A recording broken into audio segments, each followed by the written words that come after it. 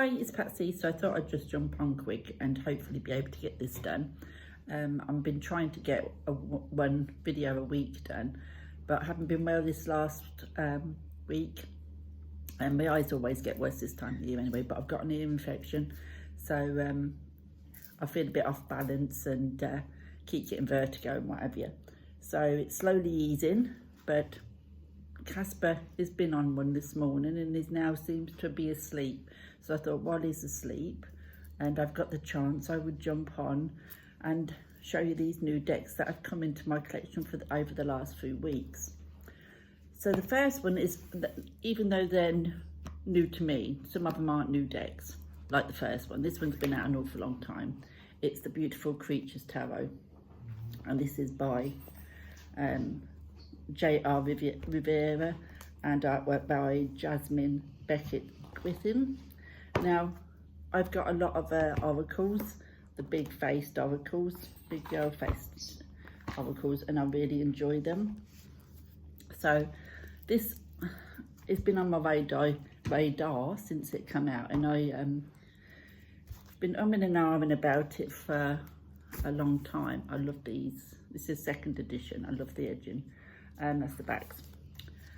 But because the cards are bigger, and which is one thing I'm not keen on, and I wasn't sure how this would work as a tarot, but I kept being drawn to it, and I kept saying, I'm going to get it, I'm going to get it, then I didn't get it, then I was, so in the end, a few weeks back, I decided, well, I love oracles, so even if this doesn't work for me as a tarot, then I can just use it as an oracle. But this really, really surprised me because it works great as a tarot. I'm getting some great readings from this. The book is really good with it, and there's some wonderful spreads in there that I think I've done just about all of them, and that they work really well. And I've had some really good, insightful readings with this deck. So I'm really glad I eventually went ahead and bought this. Like I said, I did think I was going to be ending up using it as an oracle, but no, I didn't. It works wonderful as a tarot, and I actually quite like the keywords on the bottom. It doesn't bother me at all, and I think the keywords are quite well thing. The only thing I'm not keen on is this box, what is like in that two-part where the cards get separated, so I'm not keen on that. But apart from that, yeah, I'm really enjoying it. I'm really glad I got that one. So the second one that I picked up is this one. This is a quite new release, the Sleepy Hollow Tarot, or should I say the Legend of the Sleepy Hollow Tarot, and that's by Nick Lawyer. This deck reads so well. The cardstock is great. It's very RWS based, and I've used this quite a lot since I've got it, and I really enjoy it. I've got some great readings from this.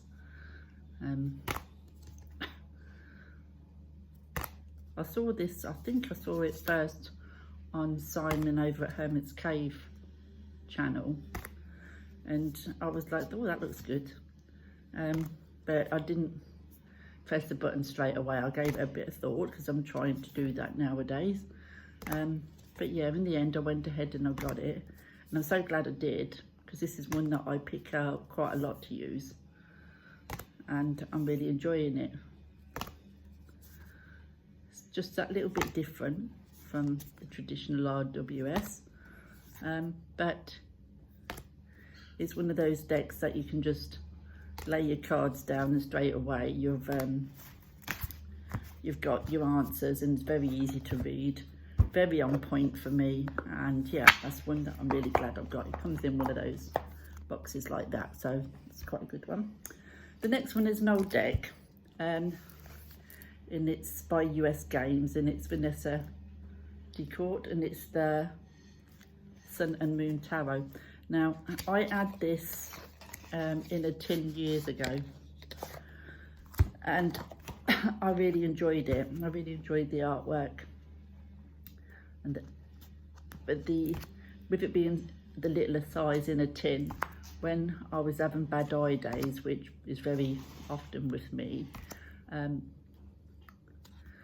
artwork wasn't always big enough for me to kind of be able to concentrate on it enough and kind of get a good enough reading. It was just too little. I mean, even in the bigger cards, the actual image inside is quite small still, but it's a lot better than the little tin deck. The little tin deck, if I remember rightly, had black borders, which I did prefer because they didn't stick out quite so much. But I'm glad I've got this back in my collection because I do love this little deck. I don't use it all the time, just occasionally I'll get the urge to pull it out and use it. It's so simple, but so effective. And I do love the artwork, but like I said, I'm glad it's back in my collection. So yeah, so that is the Sun and Moon Tarot. So that come back like I said, because I did enjoy it in the tin. It was just too small. And even though I don't use it all the time, it has got a place in my collection. So I'm glad it's back. So the next one is the Fifth Spirit Tarot by Charlie Claire Burgess.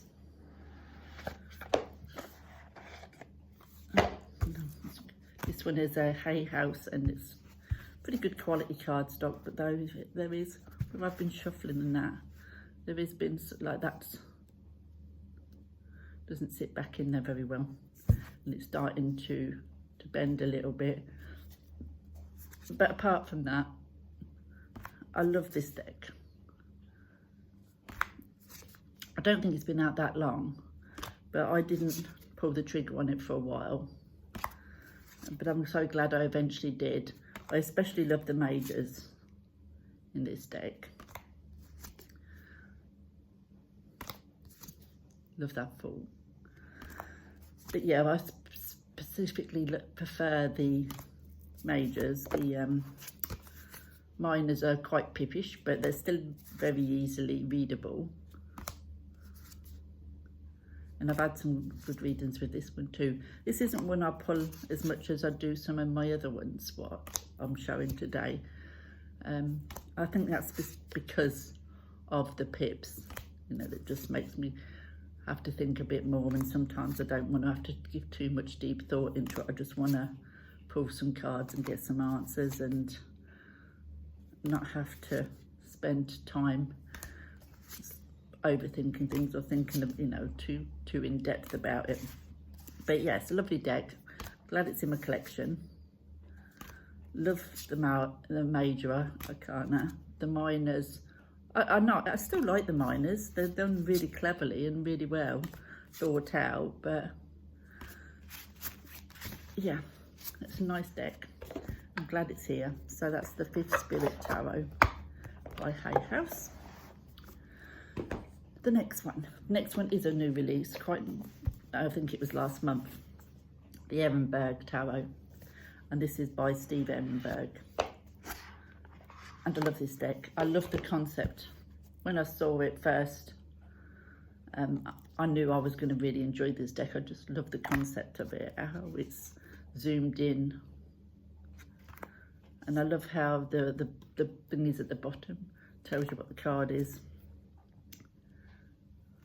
But this, even though it's only zoomed in one specific area, you know exactly what you're looking at. It's pinpointed those parts of the image that really tells you what card you're looking at. And I just love this. And this reads like a dream. I love the cardstock.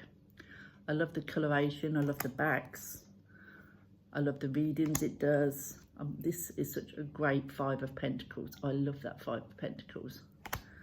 I don't think there's any card in this deck that I don't like. I think they're all done really, really well. This 10 of Wands, holding on to that boulder, I think is great. Like I said, it's just a different take, different concept. And I think it works really well. It does great readings. It's great cardstock. I haven't really looked at the book too much because it is so, you know, RWS that you really don't need the book. But yeah, I love this deck. So that is the Arnburg Tarot. And I knew I was going to enjoy that, and I do. And that's never too far away from where I am. So the next one is one that hasn't been out too long, and this one I'm probably using more than ever any of them. It's Tarot of the Longest Dream, and it's Lo Scarabeo. It does come in the big box set or just a little tuck box. So I just went for the little tuck box because those big boxes are so difficult to find room for. There's so many of them. They take up a lot of room. Now, one thing I do like Lo Scarabeo decks, but what I've found with this one is that it's bowed pretty quickly. You can see it has bowed pretty quickly, and the cardstock is quite thin, but thin cardstock doesn't bother me. There's the backs. Love this deck. It's very RWS, but I love the artwork. This reads like a dream.